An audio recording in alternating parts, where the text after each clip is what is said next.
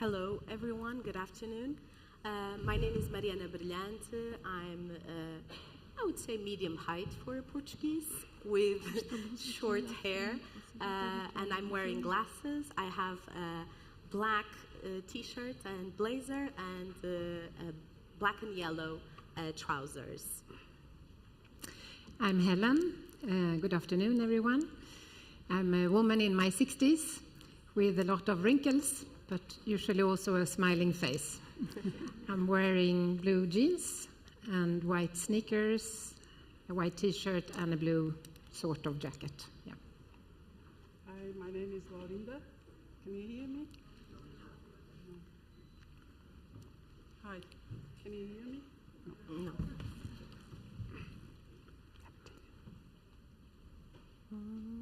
Like that. Okay. I'm just. Hi, can you hear me now? Yes. So my name is Laurinda. I'm a cis woman, white, tall. I'm wearing white trousers, white t-shirt, and I think that's it. Hello, everyone. My name is João Ricou. I'm a white woman in my mid-60s. I'm 1.65 meters tall. I have brown hair. I wear glasses for both short and long distance.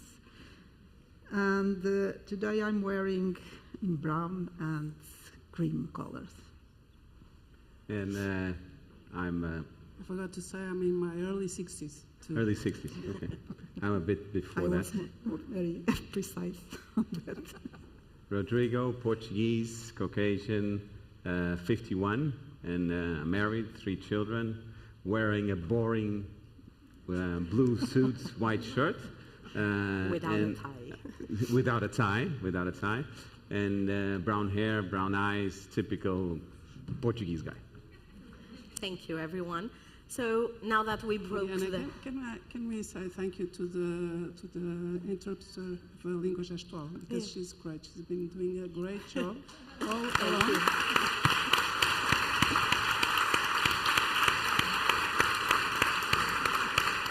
Thank you, Laurinda. Thank you very much. She's on her own. Thank you.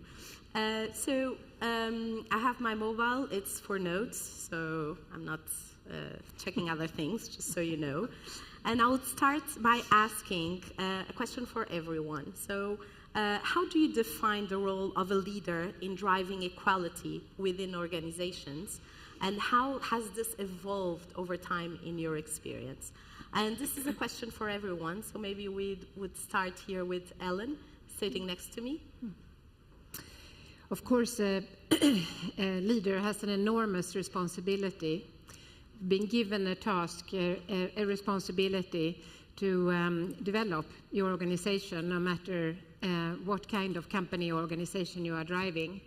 And I think that the topics around diversity and inclusion are topics that we really can control. There is so much in my work life that I can't control. Financial situation around us, consumer shifts, etc. But one thing that we can control to 100% is who we hire and how much we pay them. So, and I think when it comes to gender equality today, it's something that most companies have worked with for decades, and how difficult can it be? So it's just to do it, because you control the situation, who you hire and how much you pay, and that is a modern leader's responsibility today. Yeah. Thank you. Laurinda. So I started at 18 years old when I entered the university, and I started working for the public television, for RTP. And all my bosses, all the leaders were male, white male.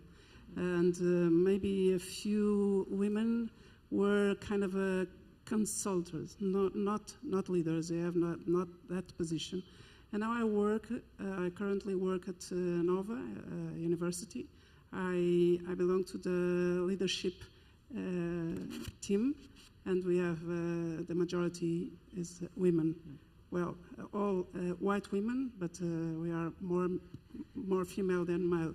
So it means that we are catching up all this wasted time, but we have still much to work, and it's hard work, and the time is not. We don't have much time, and time flies, and we have to work hard to have more equity, and that's my reality.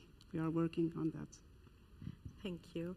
Maria João, in your reality?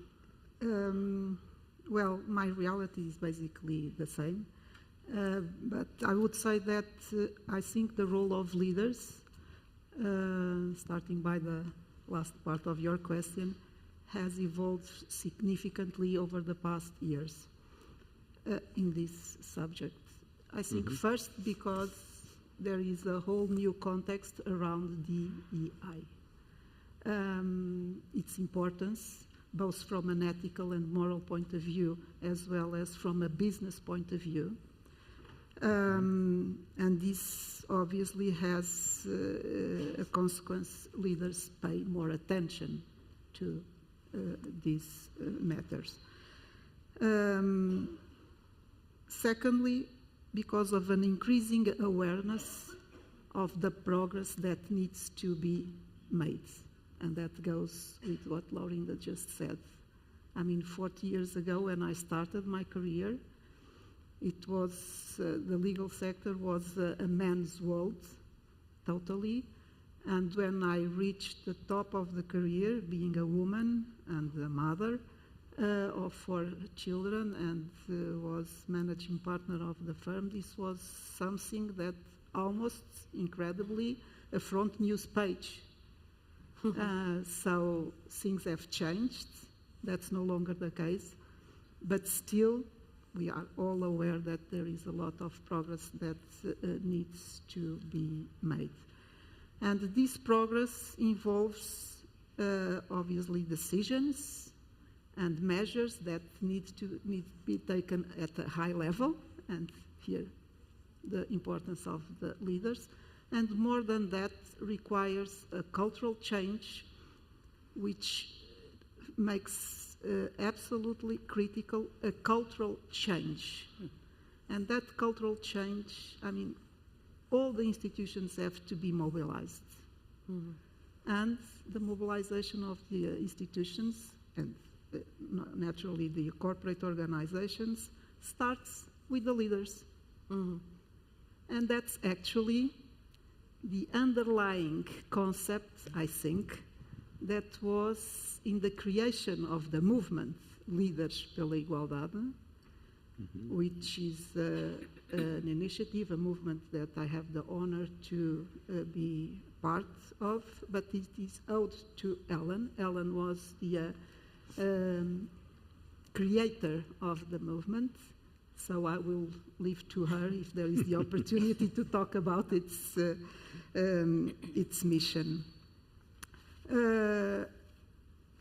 So basically, in this context, I think the role of the leader is absolutely crucial in advocating DEI values and promoting all these measures, all these positive changes, cultural changes, as I said, that we need to make.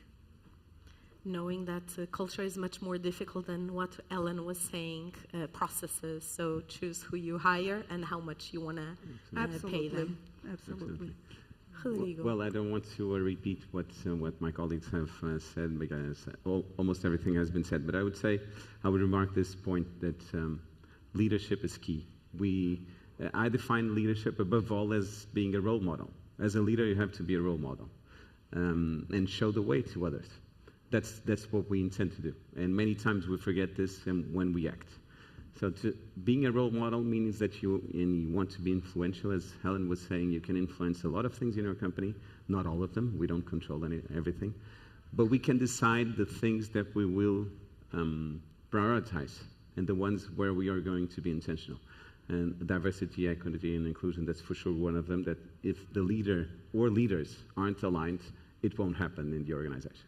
So, and just giving a very quick overview of my perspective as a leader, going backwards in my life. I remember almost 20 years ago, I worked in different countries. So I started in Portugal. I lived a bit in London, then Switzerland, then Madeira, which is Portugal, but still different, and then Spain for 10 years before coming back to Portugal. So I knew different cultures, different regions, different ways of thinking. And when you interact with different ways of thinking, clearly your head, well, it's a privilege. I was lucky to really get exposed to other ways of thinking because that helped me to evolve as a leader. But I was thinking about that question, which was 20 years ago, I remember hiring a lady that we decided to hire that lady. And when we had the final conversation to say, we want to hire you, she was crying.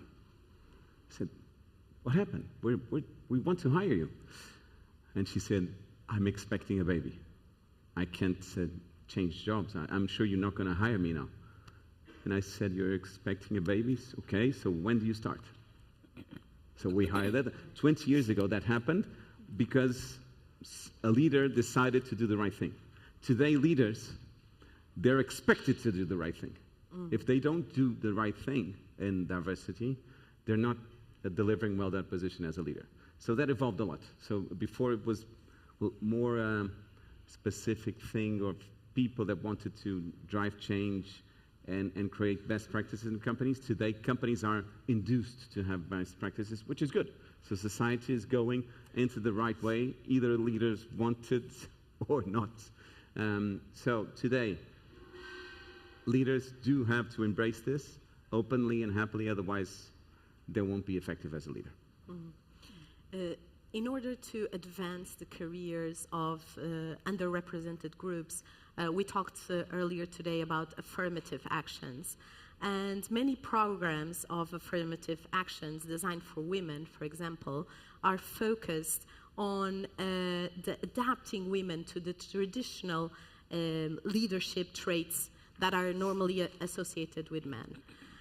How can we reshape the concept of leadership and that focus on skills and competences that transcend gender and are more aligned what leadership could be in a more inclusive model, Laurinda? I think we have to go beyond gender stereotypes. So we can no longer practice this kind of education. Things are for girls, things are for boys, and this is typically for boys or for girls. We are no longer in this world. This world is not a myth. It doesn't exist. You know, it's not a rare world. It doesn't exist anymore. So we have to provide new forms of education. And since I work in a university, what we try to have as a motto, as a basis, is to help all the students and to help all of us, students, faculty, staff, to think this way. I could be you and you could be me. This is very, very simple. It's a very simple motto to memorize. But I think when we practice it, it expands our horizons. It expands our humility. It expands our capacity to be on others' positions. You know, to be more compassive. No, not so judgmental, because we humans, we are extremely judgmental, and we tend to react, and we are not acting. And Pedro, I cannot find Pedro here because of the light, but Pedro was sharing that it's time to do. We are activists, but we have to do. We have to practice what we preach, and I think the time is now to act and to educate beyond these stereotypes. And we can no longer be like astonished because there's a woman who's a pilot, acrobat pilot. She's a woman, and so what? Or a man doing things that were typically girls' things or men's things. So, but I want to point a study that McKinsey made maybe some months ago, and this study shows the key factors, what makes a difference for women. And there are 5 key factors. In Portuguese, it's 4 R's and an F. In English, it's not the same way, but the first key factor is recognition. And female, we need more recognition. The second factor is competitive remuneration. So in Portuguese is reconhecimento, remuneração, and then role models, and so that's the 4 R's and F and 1 F. The third factor is mentoring, because we need to have relevant networking, and sometimes women lack this relevancy of their network. The fourth key factor is to have role models to follow, and these role models are leaders who have this work-life balance, not these working hard people and just thinking about these workaholic people. And the fifth is flexibility, and we tend to value flexibility, but it's not a flexibility for all. It's like a customized flexibility. And I can say some details after this, but I wanted to say this because we still have this data from the World Economic Forum that shows us that 1 in 4 leadership positions is filled by a woman, and we have to run, and we have to act fast, and we have to do and keep doing. We need to reflect, we need to share, we need to think, but we have to act fast. Yes. Thank you, Laurinda. And talking about leadership, and you mentioned at the beginning that there are things that you can decide within your company, but we cannot always vouch for the behaviors of everyone that we hire. I don't know how many people IKEA has in Portugal or all over the world, but how can you, and this was also a question from the audience before, how can you involve the leadership that is resistant and that doesn't buy into the DEI topics, which is actually one of the main challenges why DEI doesn't always advance inside of companies. I would like to build on what was said here about culture first, because of course the culture is incredibly important to be able to change behaviors. And for us in IKEA, you can say that our culture, our whole business idea, our purpose, our vision is to enable the many people with thin wallets to improve their everyday lives at home. This is what we are doing every day in business. And it's an inclusive thought to start with. So I believe that we are fortunate to work in an environment where a lot of people who come and want to work for IKEA, they like this idea. And therefore, it's not so much resistance also internally to an inclusive behavior. And when I joined the company almost 30 years ago, it was already a very clear agenda on the gender equality side. And 20 years ago, I remember very clearly how the CEO at that point, 20 years ago now, he stood up in a meeting with all the country managers and he said, okay, now we have talked about this with gender equality for many, many years. And we know that half of the people who are educated, students who are educated from universities, are women. We know that they are better usually even in the results at university than the boys. Already then he was talking about this. And of course Sweden, my home country, like in Portugal, all women work. So women also had job experience. And he said, and this is about the doing. Now let's stop talking. Just do it. Just do it. And because he, as the CEO, took that decision and said that, it had just happened. And you can say that it's processes. I don't even know if we called it a process. We just made sure that half of the leaders we hired were women. And that creates, of course, the role models and the good examples for other women. And we have now for many years had 50-50 men and women. It could, I think we allow a couple of percent, can be different in different units and different countries. But in principle, it's 50-50 men and women on all levels of the company, from a department in a store to global management. And we don't have pay gaps. If we find a pay gap, we control it and we correct it. Of course, it can happen temporarily, 1 or 2% or something like that. And I think now, and this is what I meant, this is something that we're not talking about a minority when we're talking about women. It's actually the majority.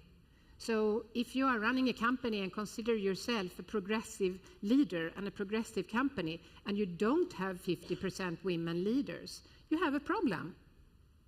And I think you can deal with it. You could change. And I mean, when I was a kid, my mother was an active feminist, and she was talking about, how unequal the world is.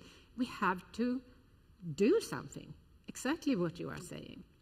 And for us, the big next thing is the topics around people, for people with disabilities, and it's people with ethnic background, which is not traditionally Portuguese then, here in Portugal. So we are working with that, rolling out programs and to secure that we mirror society, not only amongst all our co-workers, but amongst our leaders also. So we estimate that about 15% of the population in Portugal have a ethnic background where they are often discriminated or not they have a disadvantage in Portugal.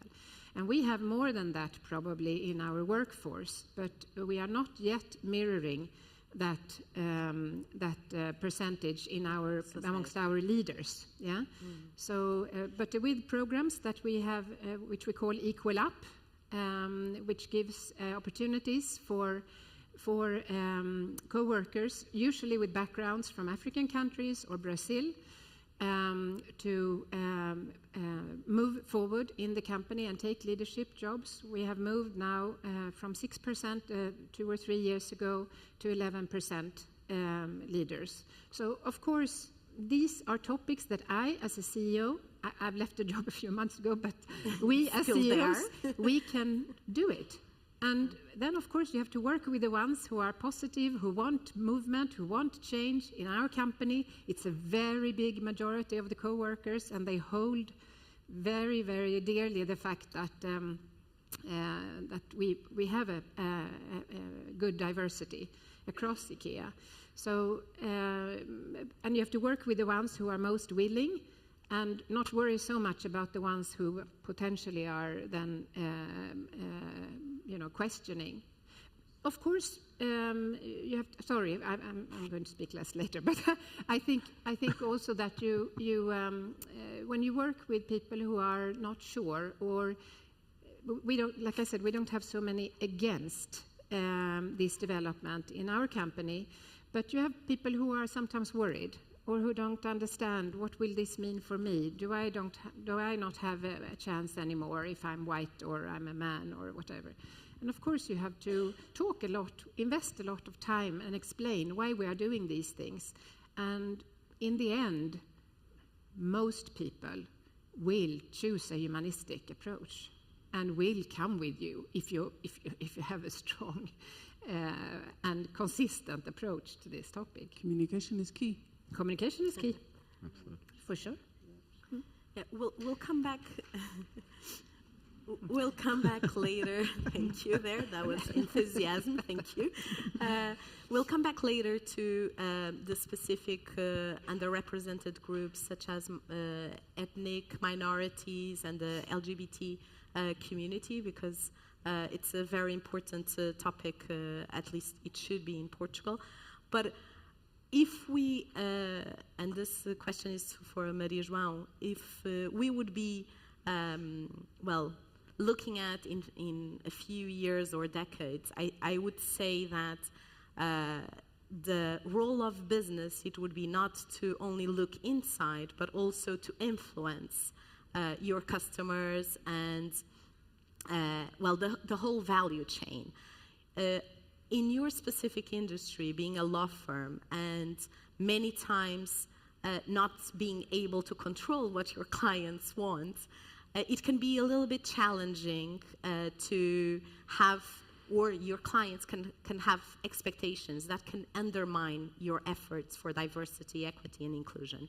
So here it comes, maybe this is a tough question, but here it comes, like, put the money where your mouth is, as an expression, maybe not so beautiful, but how can you have an impact on your clients, and how can you look at the benefits when it's about choosing your principles and values, or having a specific client, for example? That could be a very tough question, but but it's not. Luckily for me, I have to say that there has been a lot of progress in this area, at least in my experience in the legal sector. So basically, what we have been facing is clients demanding us information about our DEI policies and our DEI practices. And they do that because on the basis of this information, they will assess our performance in this area. So clients basically are putting pressure on law firms about this. This started, I have to say, a few years ago, not many, mostly with US corporations and mostly financial sector. But we have been facing an increasing and an expanding of these demands across geographies and industry sectors. Of course, there are countries that are more advanced than others, and of course it depends on the specific industry sector, but in general, we face this pressure from our clients, and we know this is relevant for our business because they take into account this factor when they take decisions about including law firms in their panels, about choosing a bidder in a request for proposal that they launch with various bidders. It's important on the awarding submissions that are quite common for law firms. So this is the reality now in my sector. I have to say that we do the same with our suppliers and service providers. So we reflect this, so it's upstream and downstream. And what I think is that as the number of players, so to say, that feel legitimacy to demand this from others grows, the number grows, and as it grows, I think we create a snowball effect that is, I mean, it's an exponential effect that is obviously very, very positive. Thank you. It's good that it's not a problem, but it's actually also working in favor of advancing other service companies.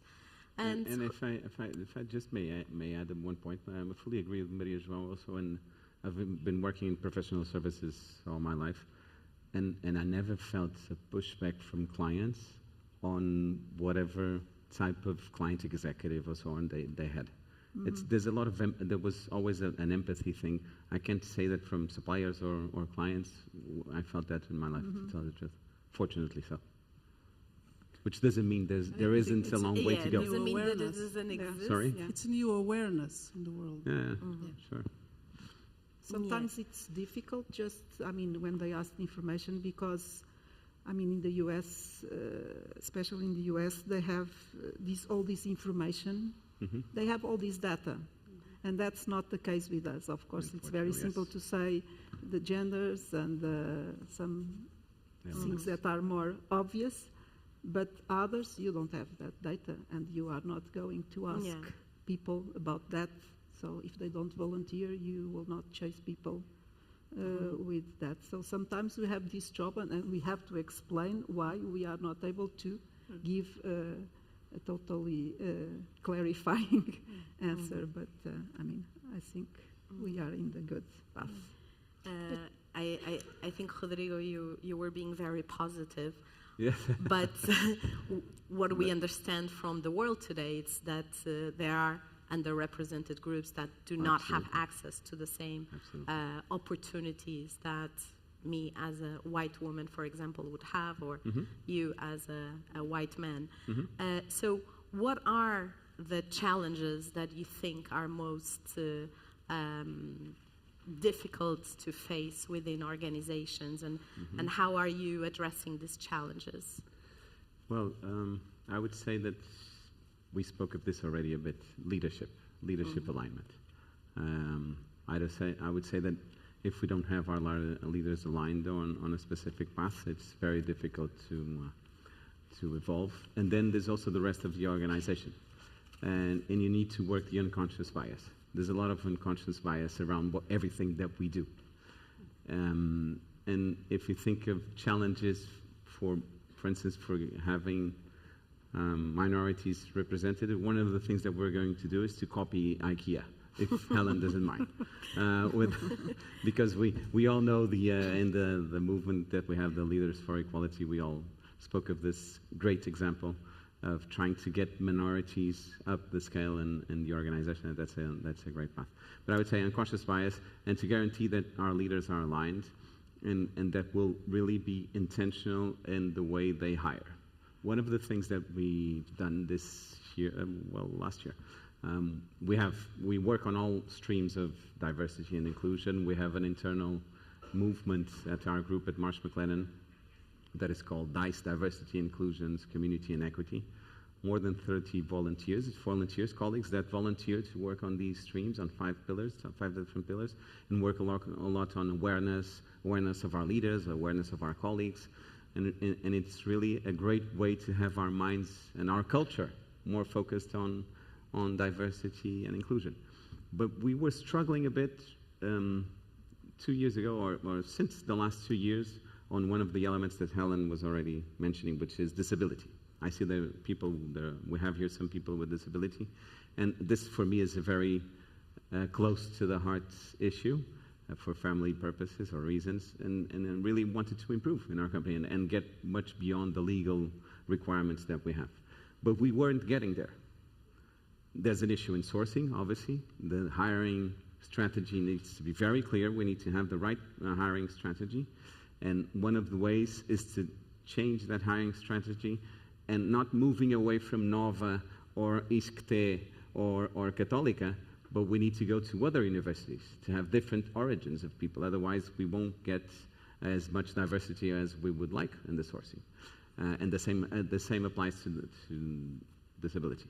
But we added, besides giving better tools for our leaders when they hire, we also included KPIs. Unfortunately, we had to do a bit more. As you were saying, we have to do things, and we have to be intentional.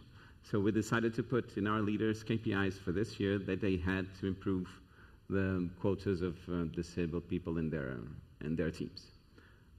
And you know what? It happened. It's happening. It's happening. We're not there. It's still a long way to go.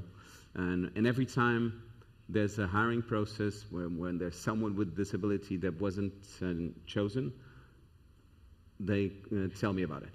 And I go and ask the leaders, what happened, why, what's the reason, was there an unconscious bias, did we give the right opportunities for that person to show up and to show their skills, because you cannot have the same interview process. You have to do things differently, otherwise you're always going to be stuck on someone that is closer to what you are, right? It's very difficult to choose someone very different. So at the end of the day, you were saying the expression with different words, walk the talk. You have to walk the talk and really do it. So it's a tough journey, but above all, having leaders and the rest of the organization ready to do this journey and to understand that this is good for us all, and that at the end of the day, it's aligned with our purpose and we want to improve society and create a better world, things start to happen. But for sure, there's a lot of issues. It's very, very tough to get this over the line, and it needs to be a daily effort, because otherwise it won't happen. Yeah. Well, having a KPI or a metric associated with performance, it's the quickest way probably to make things happen. Well, it's a push-pull. Let's say a push-pull strategy. We are in a good university in Portugal. We all know what's the push-pull strategy. So. And coming back to Laurinda, I think Ellen has a very practical way of putting it, but if you want it to happen, you just do it. And if we want women in leadership positions, then we should hire women and close the pay gap. But history has told us that it's not happening. We are still more than 100 years away from having equal pay and from having women in top leadership. And it's funny because, well, it's funny, it's not funny, it's very dramatic actually, but if you have 60% of women in your company and you have 30% women in the top leadership, you have a problem. So you do have a problem. A lot of the excuses or reasons companies give, it's because women have entered the workforce later, and the gap, it will close in the next few decades. But it's not, because the World Economic Forum tells us that it's going to take over 100 years. What strategies, and being from Nova University, knowing that more women graduates than men, like what strategies can we implement to achieve to close the pay gap and to have women on top leadership? Well, unfortunately, the gender pay gap remains a persistent issue. And there are, I think, despite the education attainment for women and several factors that contribute to this disparity. And I may name some bias, some systemic bias, some occupational segregation, some under-evaluation of work typically performed by women. And additionally, women often face barriers to career advancement, such as caregiver responsibilities, and Pedro mentioned this, and not only Pedro, and lack of access to mentorship and sponsorship also. And so to address these challenges and to achieve pay equity, I think there are several strategies, and I think we could try to implement some of them. First of all, maybe to conduct regular pay audits. I mean, regularly reviewing and analyzing pay data. I think it would be great because it helps us to identify and to address these disparities. And this involves comparing. And I hate to compare people and talents and performances, but salaries are okay to compare, you know. And we have to compare very often salaries of men and women having similar positions and similar responsibilities. So I think we have to make urgent and necessary adjustments. I took some notes on this because I wanted to say the right things, and I express myself much better in Portuguese than in English. So I apologize if I'm quite reading, but I think we have to promote more transparency. And the transparency means that if we are more transparent concerning the decision-making processes of who's going to earn what, I think it would be great because we understand better the whys, you know, and the hows, and we have to encourage open dialogue about compensation and fair compensation, and we have to. I think if we promote more transparency, I think we will have more fair compensation. And everything will change because even the systemic bias and the unconscious bias that we all carry with us, unfortunately, I think they also become more transparent too, and we will be more aware of how Awareness. biased I am, and what am I expecting from this person or that person, you know? And so I think all that said, I would suggest that we could have also a whistleblowing mechanism for this too, not only for racial or hate speech, but also for these claims for a fair payment, for pay equity. So I don't know.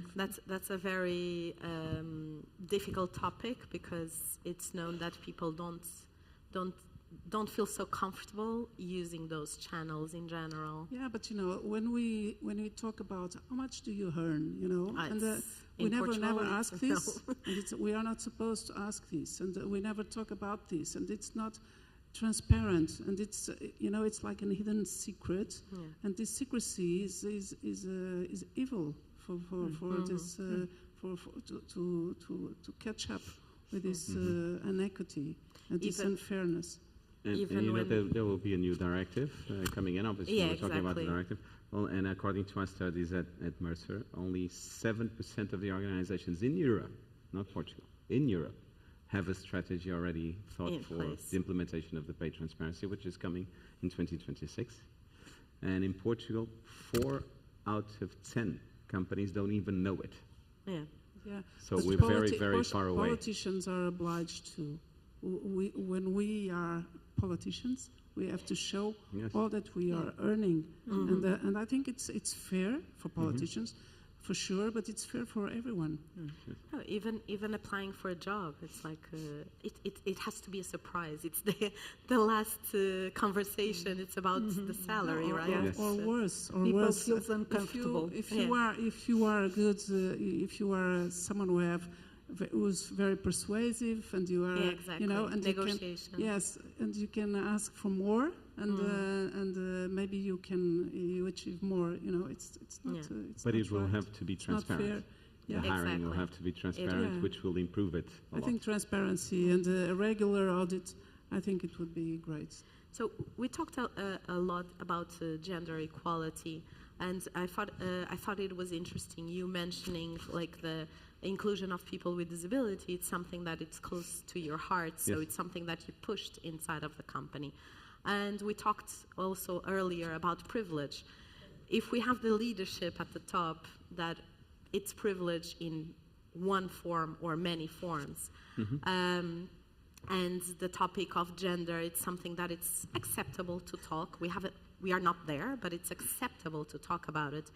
People with disabilities, in my opinion, it's something that we connect with almost like a charity work sometimes, very ableist way of viewing, but we feel good doing it. But there are few groups that are very under-talked inside of companies. When we talk about ethnicity in Portugal, and race and racism, and when we talk about the LGBTIQ community. Those are not comfortable topics in Portugal, at least from my experience and from those I talk with. What could we be doing more? How are you addressing that at Mercer? And share a little bit with Yes, us. well, I spoke already a bit of that voluntary team that we have. There are two of the streams are ethnicity, and the other one is LGBTQ plus. A plus, sorry, I always skip the words. So we talk a lot about this throughout the year. We have a very, very thorough agenda linked with the dates, with the celebration dates that we have, the annual calendar. So there's a lot of inclusive talks, if you want, within the company. And then there's a lot of sharing within our teams. And in those talks, many times we have our own colleagues sharing their experiences. And for instance, a few months ago, well, a bit more than months, one of our leaders showed up as being gay, and most of the team, or most of the people didn't know that he was gay, and he was fine in showing up. That was shared, that was openly discussed between us all. So I would say that, well, we're an American-based corporation. In our case, we're lucky enough to be very open-minded about everything. That doesn't mean we don't have issues. Okay? We have issues. We're trying to improve things a lot. But first, we have this stream that or these streams that talk a lot about the different origins of people and different inclusions.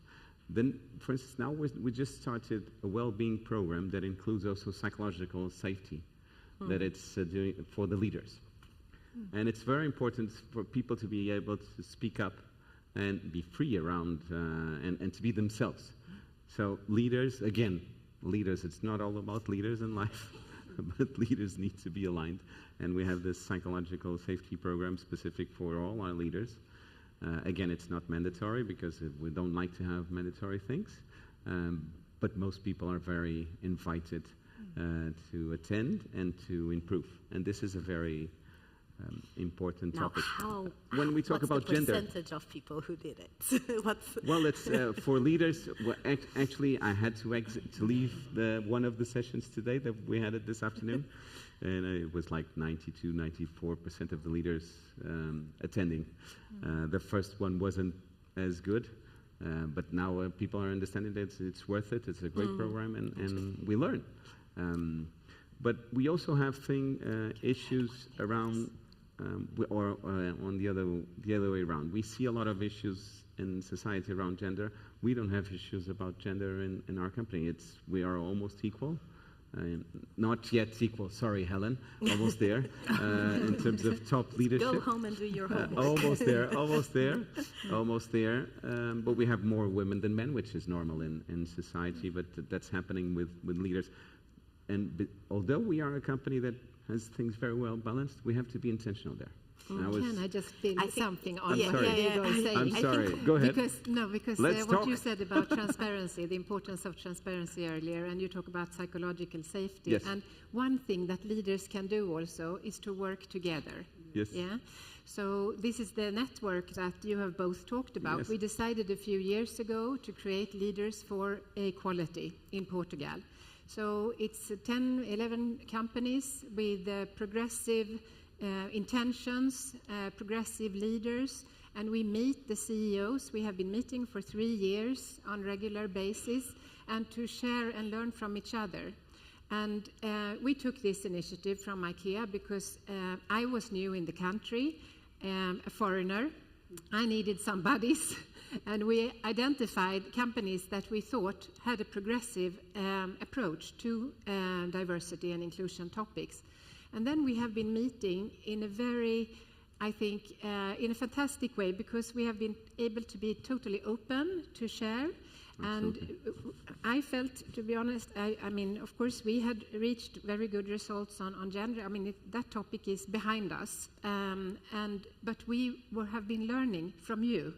Because where we were not we're good, learning from you much more than we're not good from has us. been on working with people with disabilities. So we, IKEA, have learned from other companies here in Portugal and made a plan, tried to take the actionable steps, and we have reached now our 2%, the legal demand, which is nothing to brag about, because that is just the first step. But we would not have moved as fast if we would not have been working together with you. So, and many others, many companies. We're 10, 11 of us, meeting a few times per year. So I believe also collaboration, togetherness, and not just staying in your own company looking internally, and sharing but experiences. You can copy good ideas. You don't have to invent the wheel every day. Right? Just to put it... it's just to execute. And we need to avoid the bad ones. Avoid the bad examples. And just say something, because... yes, and then we'll move to the last Rodrigo question. mentioned that this attitude of speak-up attitude. Yes. And I would add the speak-up attitude and the listen-up attitude, because you can speak up, but if But nobody listens. Yes, and true. the equal-up attitude. I loved the equal-up attitude, so thank you. And one thing, maybe from the US-based company, it's easier to share the failures, because sometimes we feel that in Portugal, companies may share what they are doing well, but where they learned and how they pivot their projects or programs is also key to the learning process. So we'll just close here. A question for Maria João. That's the good thing with this group. Exactly. We share the failures too. Yeah. Yes. And I've seen also strategy from sustainability and diversity, Absolutely. equity, and inclusion directors to share experiences as well. Maria João, one last key message to leaders on how to foster equality.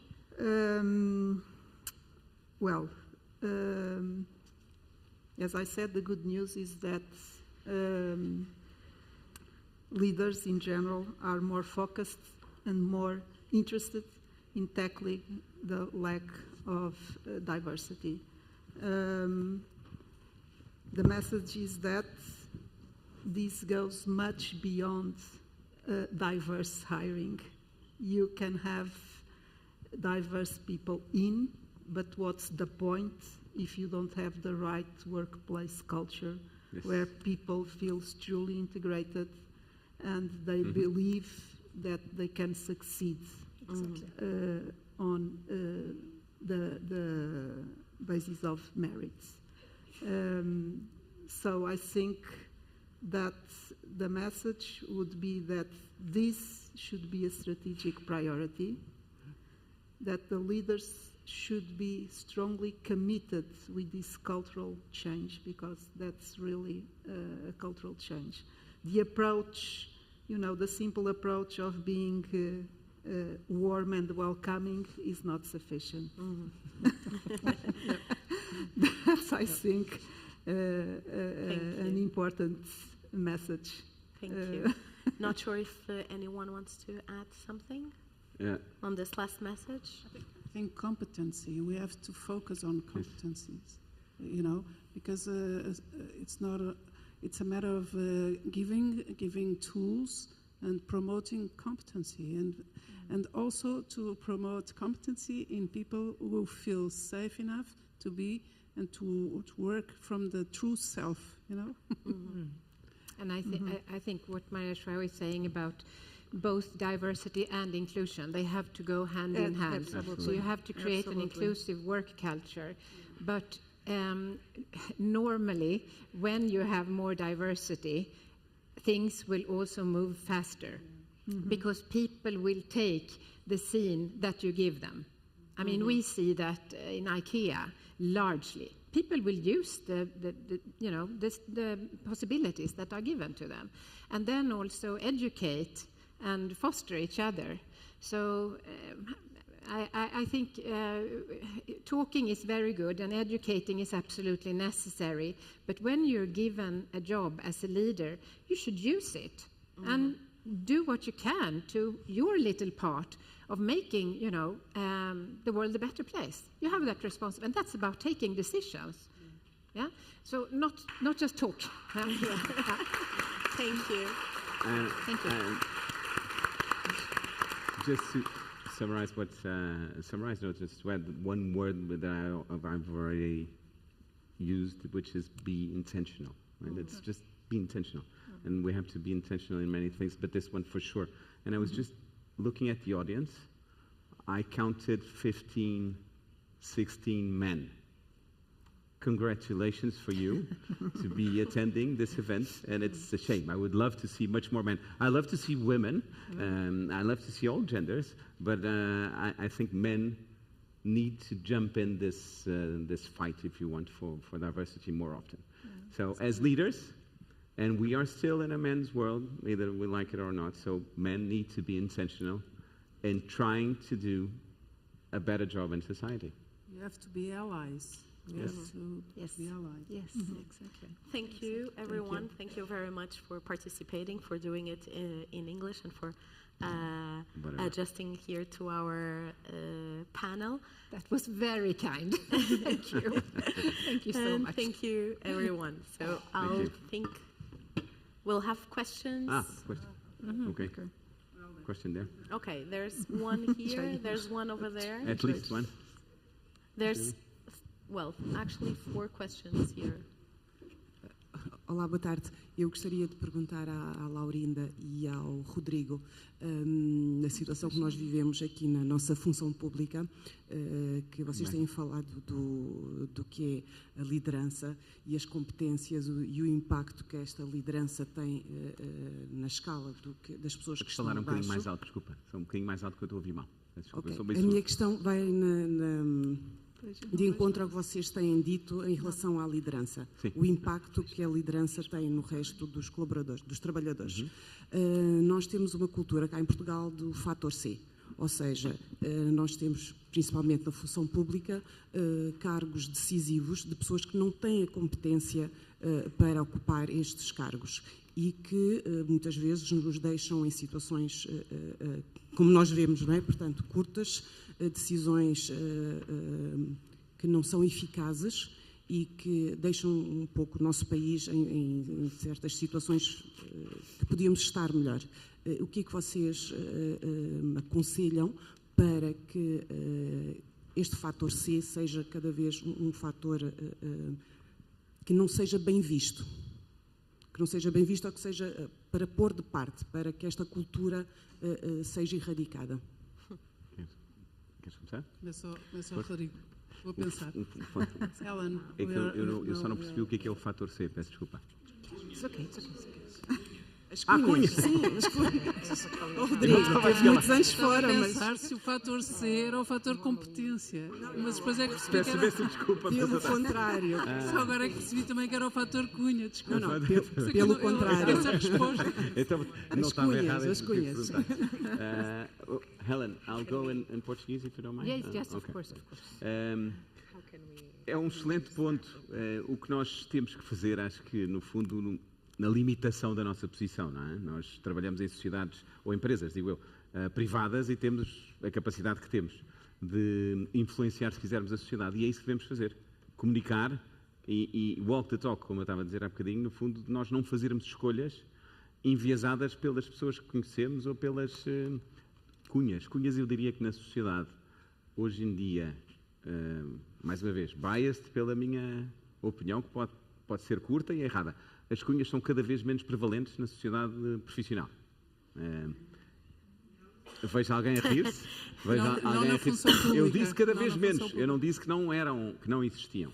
Agora, em relação à política, acho que todos nós o que temos que fazer é votar nas pessoas que acreditamos mais que não vão por esse caminho.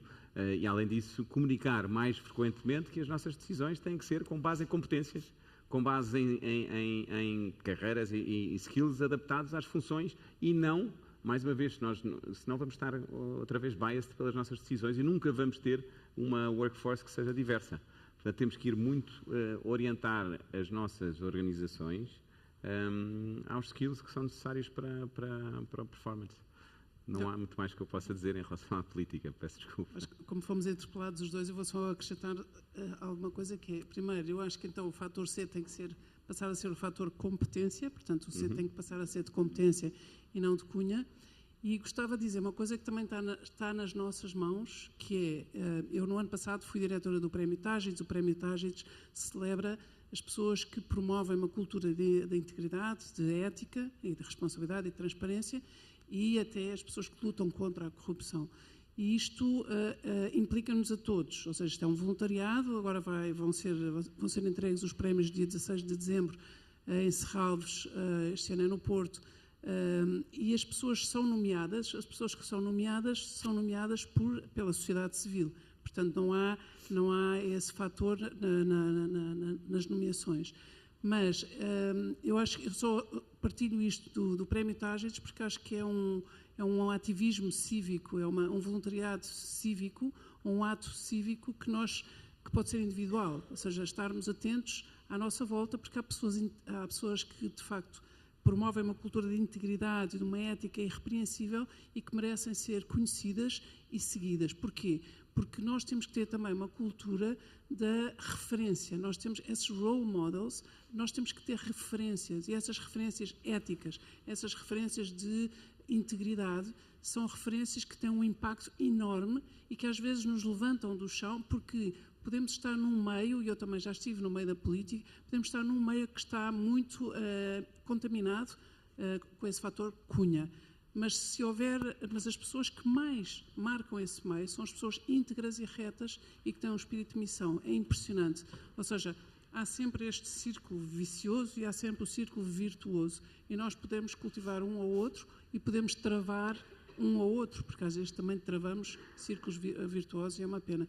Mas gostava só de deixar isto porque acho que está na nossa mão, individualmente também falando, para não estar sempre a dizer os políticos ou os outros. Não, é nós pararmos de ter comportamentos não éticos.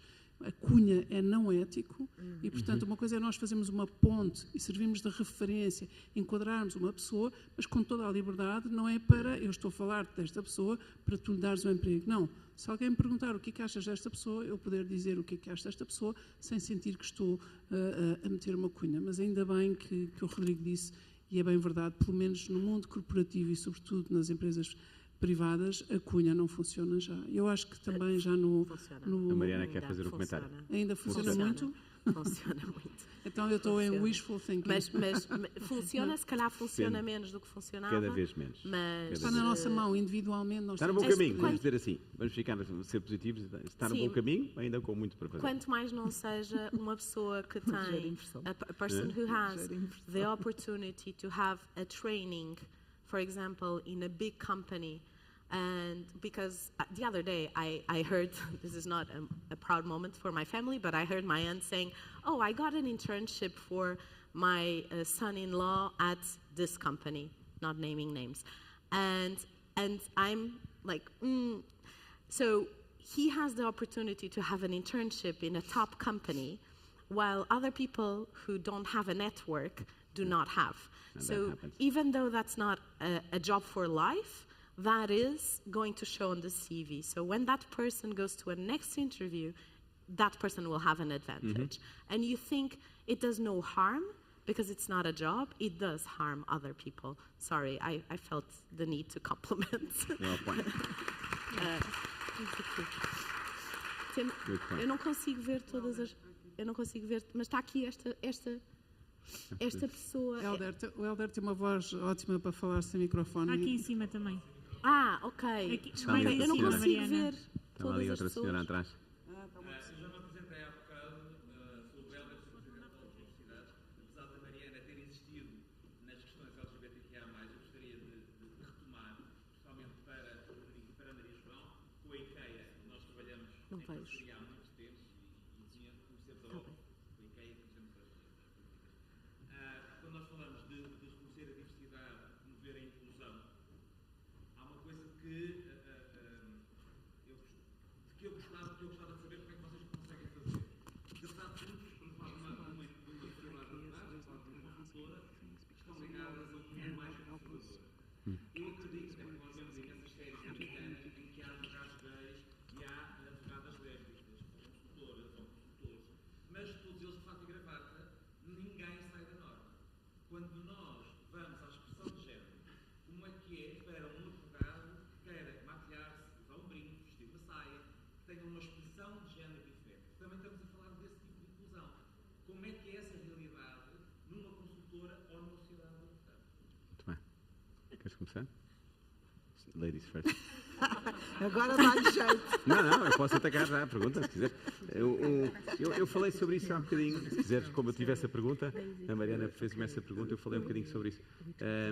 Nós trabalhamos ativamente, há um tema em Portugal que nós não, e há um de nós, acho que foi a Maria João, já falou isso, nós não podemos fazer essas perguntas legalmente às pessoas, qual é que é a sua orientação sexual nos processos de contratação, ou não o podemos fazer, mas temos uma abertura total para todo o tipo de orientações sexuais, comunicamos a abertura à orientação sexual, temos uma comunicação ativa no LinkedIn para atrair todo o tipo de culturas, de origens, de etnias. Como eu dizia, temos este programa de awareness para os colaboradores, para vários tipos de diferenças, se quisermos, ou de minorias. Portanto, trabalhamos ativamente para que todas as pessoas se sintam confortáveis na empresa e sintam que nós somos uma marca que é welcoming para qualquer tipo de diferença. Tentamos esse posicionamento. No fundo, fazemos um esforço ativo para que esse posicionamento ocorra. E quando pensamos numa consultora tradicional, etc., pesadona, de gravata, nós não usamos gravata, eu estou aqui sem gravata por alguma razão. Praticamente, eu pus a semana passada uma gravata e pensei, meu Deus, ainda sei fazer isto. E portanto, não usamos gravata. E quando saímos, se calhar, de países um bocadinho mais tradicionais como o nosso, e vamos para UK, ou Estados Unidos, ou outros países desses, o nosso escritório é muito, muito diverso. Portanto, a cultura, de facto, we walk the talk, como se diz. Agora temos uma sociedade, queremos ou não, a sociedade portuguesa não deixa de ser, continuar a ser conservadora. E, portanto, o que nós temos é conseguir comunicar aos candidatos que estamos abertos a qualquer tipo de origem. E as pessoas chegam e são bem recebidas e sentem-se bem incluídas. Isto é o que eu posso dizer. Portanto, estamos a tentar fazer o melhor possível. Pois, só acrescentar em relação ao meu mundo, que é parecido, mas apesar de tudo não é igual. Vamos lá ver. Nós temos determinadas regras em relação a todos. Temos códigos que são transversais. Portanto, quer dizer, é verdade que há limitações, mas são limitações, na verdade, que se aplicam a qualquer expressão de género. Portanto, não é suposto eu aparecer como me apetecer, porque naquele dia me deu para ali, não é? Tem que manter, tem que cumprir esses códigos. É conservador, nos dias de hoje pode ser visto como conservador, mas é esta a realidade. O que eu quero dizer é que não há uma discriminação. Pronto, nesse aspecto não há uma discriminação. Pode-se dizer que há pessoas que sofrem mais com isso do que outras. Eu provavelmente não sofro nada, porque naturalmente aquele será o meu registro. Mas não há uma diferenciação.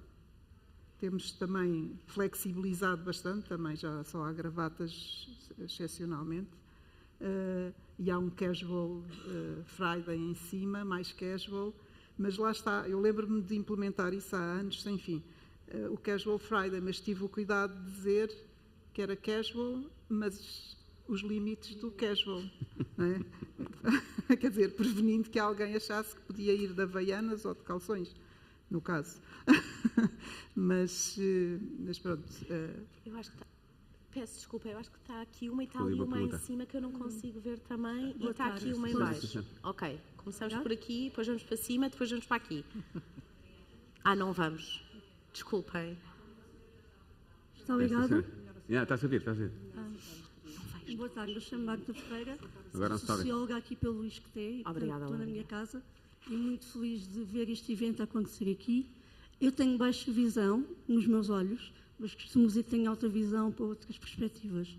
E gostava, primeiro de tudo, de reforçar aquilo que ouvi hoje de manhã do Sr. Secretário de Estado da questão dos 140 mil jovens NEET, que ele diz que se auto-excluem, portanto, não se auto-excluem, são fruto de múltiplas exclusões sucessivas, seja do modelo educativo, seja da sociedade, seja do contexto em que vêm, e queria lançar um desafio a todas as empresas que aqui estão, que enviem e-mails ao Secretário de Estado a dizer que querem contratar esses NEET, que não se auto-excluem, mas precisam de condições de inclusão para conseguir, então, voltar ao mercado de trabalho, voltar a estudar, voltar à escola, e, portanto, acho que estamos aqui, e em vez de reagir, queremos agir, vamos agir. É muito interessante, não é bem a mal do que eu vou dizer, mas acho que temos sempre de ter perspectivas de mudança. Primeiro, o facto de eu ter baixa visão faz com que eu não consiga ler aquelas letras brancas em cima de laranja nos nomes e nos cargos dos oradores. Portanto, já fiz proposta para que haja contraste, portanto, seja um fundo preto ou letras pretas em cima de laranja e maiores, porque eu não consigo vê-las. Mas valorizo o facto de não haver PowerPoints que implicam, efetivamente, que eu não conseguisse ler e que tivesse de ser tal audiodescrição que me pudesse ler os PowerPoints. Portanto, o facto de ser conversas de painel foi fantástico. Mas, efetivamente, eu nestes painéis só vi, tirando a Cláudia, que não veio cá colorir, com certeza, só vi homens e mulheres brancos. E eu gostei muito, de facto, de ver a Helena, a Laurinda, a Maria João e o Rodrigo e todos os oradores que falaram até agora, mas eu gostava muito mais de ter visto aqui a Maria João, que está ali atrás na sua scooter, a falar da sua PME, que é de consultoria de sustentabilidade, a Susana Pinto, que também está ali atrás na sua cadeira de rodas, a dizer, a contar que, como aluna de gestão no Este, em 95, foi a primeira pessoa a pedir ao Este medidas de acessibilidade. Portanto, uma salva de palmas para a Susana.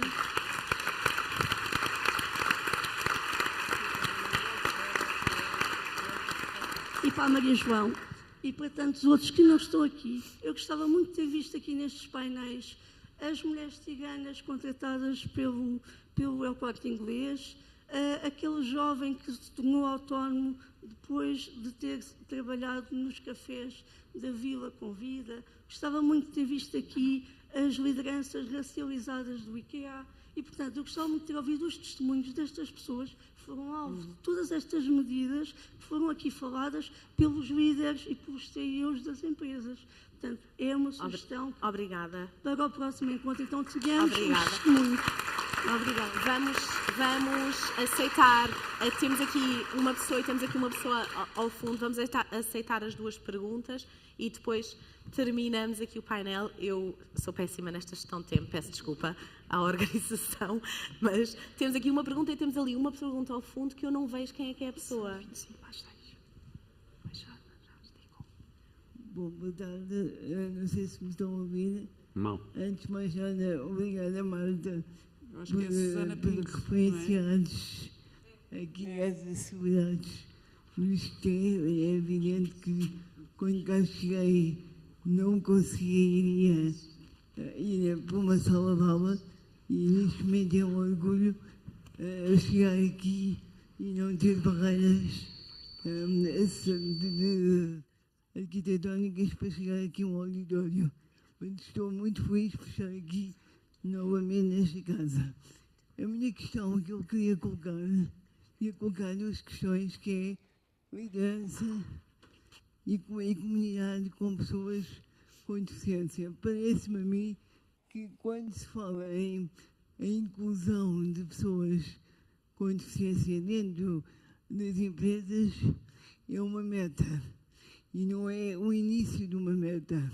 E quando se fala em mulheres, a questão das mulheres têm uma divergência de cargos de liderança, então quando se soma a esta questão, ser uma mulher com deficiência e de uma etnia diferente, então essa pessoa tem quase garantia que não vai chegar a lugares de liderança. Portanto, eu penso que deve-se começar a pensar que a comunidade com deficiência também tem o seu percurso profissional e a sua carreira profissional. E não é só as cotas que interessam e não é só a pessoa interna dentro da organização como sendo uma meta. A segunda questão que eu gostaria de colocar, e dou os parabéns às empresas que estão aqui representadas, que já têm motivação para fazer essa inclusão de pessoas com deficiência dentro das suas organizações e estão a aprender a fazê-lo da melhor maneira possível, mas eu pergunto se nestes colloquios ou nestes networks ou nestas reuniões preparatórias dos planos de integração, se nestes planos está incluído pessoas com deficiência. Porque, mais uma vez, eu penso que estamos sempre a falar de nós, sem nós. E melhor que ninguém, que uma pessoa com deficiência, seja qual for, sabe defender o seu ponto de vista e a forma de como quer ser integrada na empresa. São essas duas reflexões que eu gostaria de deixar. Obrigada. Alguém específico para responder a esta pergunta? Eu gostava de dizer uma coisa. Mas ainda temos esta pergunta e depois terminamos. Mas alguém específico ou qualquer uma das pessoas do painel? Ok. A Laurinda já se voluntariou, Aqui, portanto. a última pergunta. Laurinda, vamos só aqui. Está aqui, está aqui. Já esperaste tanto? Toma lá. I'll address the panel in English, so we need to be inclusive also of Helen, Yes. which isn't understanding anything Well that done. we're saying. Well done. Thank you. So I think one of the things that maybe we have to address, because we're at the finishing of the day, is that this is a human rights issue. And I think at the same time that people address this diversity and inclusion issue as kind of a biopolicy, something that you have that is not really a human rights issue, you see many of the problems of those policies and those practices. And when you address this in human rights perspective, you always listen to everyone first, which is leadership has to listen a lot before they do all of the decision making. And of course, they also have the role of being informed, transparent, and to motivate the whole ecosystem. So you were speaking about the networks of leaders, but it's really interesting that you have so many companies here in Portugal, so many organizations, and they don't meet that often to do all of this work together to try to promote the ecosystem. Because even here, we are preaching to the converted. And what I noticed, I also have an international consultancy, and what I noticed is diversity was tough. At the beginning, everyone that would come in was in their 30s, 40s, European, white. And to actively promote diversity, we had to first notice that we weren't discriminating. Mm-hmm. Only when people feel safe against discrimination, they started applying to the consultancy. And we also did that with transparency, so we have an honesty report. So that's an impact report that shows our failures also. Thank you. Thank you. Thank you very much. So we have here 2 questions, if I'm not mistaken, and they are overlapping because it's talking about certain groups without the involvement of those groups. So maybe we could have like 1 minute each addressing the topic. How can we make decisions? It's the slogan of people with disabilities, don't talk about us without us. So I don't know if anyone wants to start, but Ellen, you're looking at me, so I'll give you the floor. So first, I just want to say we have tons of people from IKEA, Portugal, and other countries representing different groups that would be much better at speaking here than me. I totally agree. So next time, tell us. And we have fantastic spokespersons from many different groups. And then I just wanted to also say that I really agree. I think that the human rights perspective is the most important in the work that companies does. At least it is for us, because that's what brings people together, and people come and work for our company because they believe and hope that it's a company with good standards, humanistic standards, and then they can be part of developing that and making that journey move faster. Yeah. So very seldom we talk about the business case of doing this or that, or we say, okay, if someone wants to hear it, it's also better to have mixed groups, and everybody's like, oh, yeah. It's so I believe very strongly in that. And I think, therefore, it's also such a big moral responsibility that you have when you are a leader, that, yes, of course, you want to generate growth, in my case, and because we use our profits to grow. We are owned by a foundation and not private interests. So our only purpose is to grow and to offer our range and our offer to live better in more parts of the world and to more people. So it's very you can say that it's very integrated, the idea of equality in our business. And I see exactly what you're talking about every day. And I totally agree that we should have people representing us that are more diverse than I am, for sure. So we'd be happy to contribute to that in the next time. Yeah. Eu queria agradecer primeiro esta senhora do Isqueté, que eu perdi o nome, a Marta do Isqueté, porque a Marta fez um enunciado, ou seja, trouxe aqui as pessoas que não estão aqui. E isto também é fazer o voicing dessas pessoas. E depois falou da Susana Pinto, e a Susana Pinto que eu conheço há muitos anos e que conheci pela voz. A Susana Pinto era uma campeã nacional, eu acho que até internacional, de natação. Era olímpica, pré-olímpica. Paralímpica. A Susana, tu estás aí a algures, eu não te consigo ver por causa da luz. Está ali ao fundo. Eu sei. Mas queria só... A luz agora já baixou, eu acho que já consigo.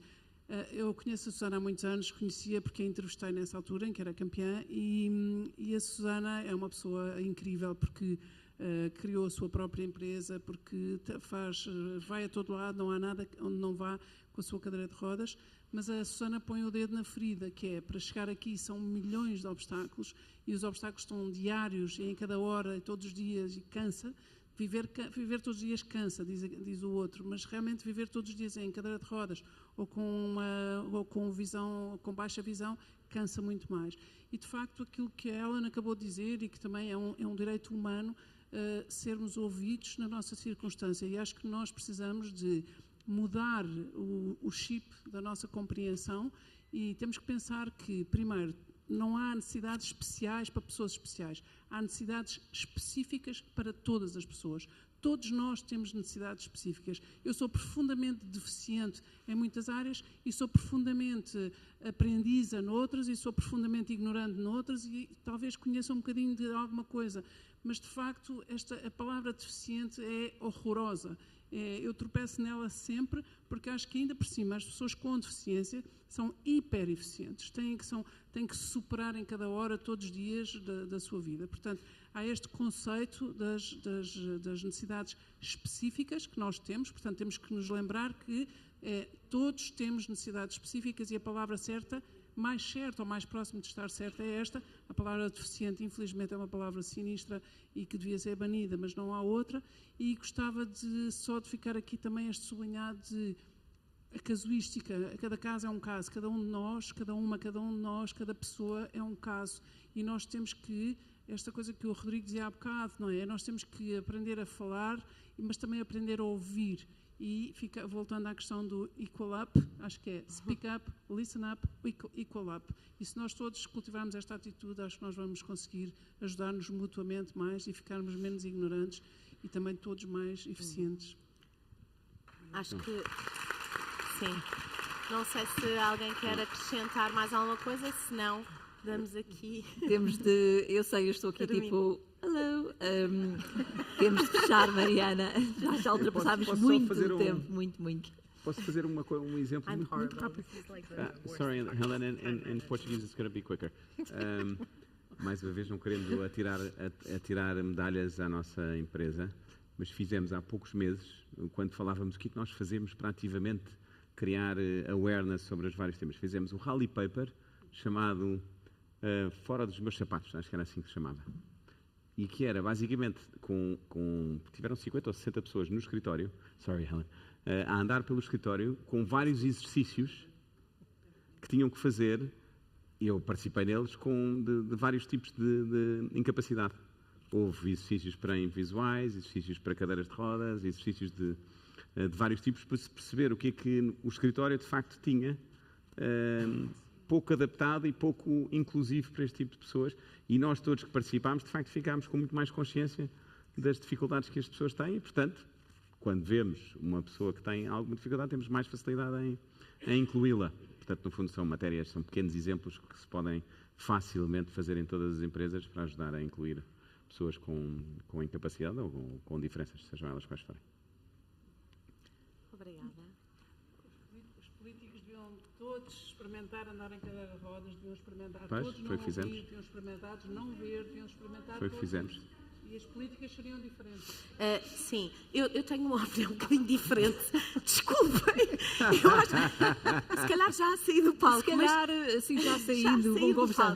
Uma opinião um bocadinho diferente. Acho que este tipo de experiências devem ser muito bem pensadas, porque há estudos que dizem que as pessoas ficam a sentir que é mais difícil, afinal, ser uma pessoa com deficiência do que realmente alerta para os desafios. Há grupos específicos de pessoas com que isto funciona, as crianças, as pessoas que trabalham no meio da saúde, por exemplo, mas, em geral, para estes exercícios, deveria ser, por exemplo, o Dialogue in the Dark, que é uma iniciativa fantástica, mas que é pela positiva, ou seja, não é quão difícil é estar numa cadeira de rodas, mas as competências e as qualidades de cada pessoa. Desculpem, eu não consegui resistir. Desculpem, estou de saída. Obrigada.